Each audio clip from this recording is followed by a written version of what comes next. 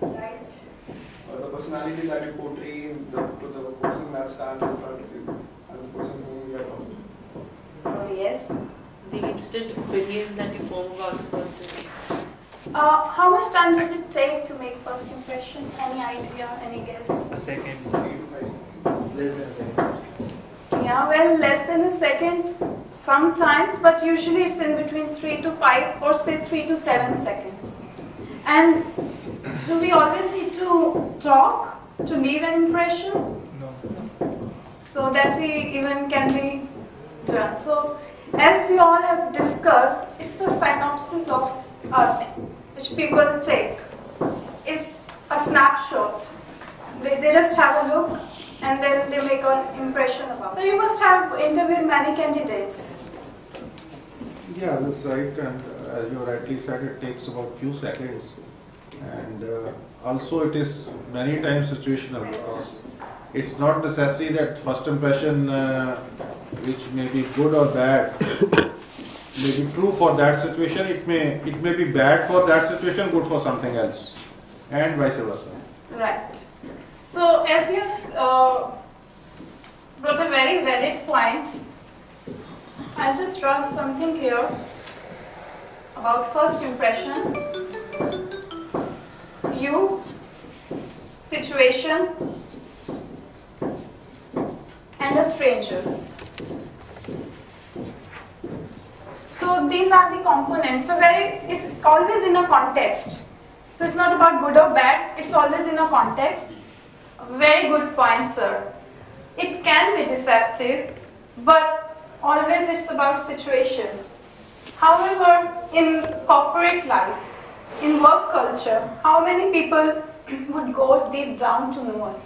How many of us are willing to give a chance to a candidate in an interview whose first impression is not good? Playing safe, why don't we become more conscious about the impressions we are giving? Rather than leaving that, okay, I'm sound, I'll get a chance, then I'll speak. I don't express ourselves. But if we are more aware what is expected out of us in a particular situation, we are better placed to. We are not here to create something which we are not. We are not here to learn to project something which we are not. Then it would be fake. Like you said, it's more about knowing what are our weaknesses. We always display some facets about ourselves. But at times what happens, we are not even aware but we are displaying. So our try should be to minimize the facets which are really not working in our favor and displaying our strengths which work in our favor. So it's not about anything being fake, anything which we are not, or anything which is inaccurate. Unforgiving thing about first impression. Every time we do not get a chance to make second first impression. Trust is built on first impressions. Training as well are needed. as HR policies on dressing, that is must. Sometimes we do lack that, but dressing policy is must both for males and females. Because the way we are dressed, it's a ripple down effect. How we dress, the way we dress, the way we behave. It's not about culture, it's about the corporate image. What you want to do with the image. What kind of image you want to give to the clients, to the media, to the stakeholders. When you speak to customer or when you go for a meeting, you know exactly that what is there in your mind and what you have to present, which can get related. So that also helps in creating first impression.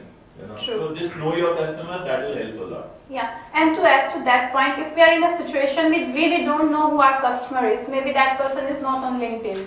Sometimes it do happen. So what's the safest strategy? To be properly dressed. Even if that person doesn't value that much about a corporate dressing, he won't dislike you for being good in good corporate dressing. So at least that's a matter of, would that person cheat me in corporate life? Would that person be trustworthy? Would that person be a good team player? Or good fit to the organizational culture? So what we are trying to do through first impression, we are trying to maximize our profit and minimize any risk. That's what's happening.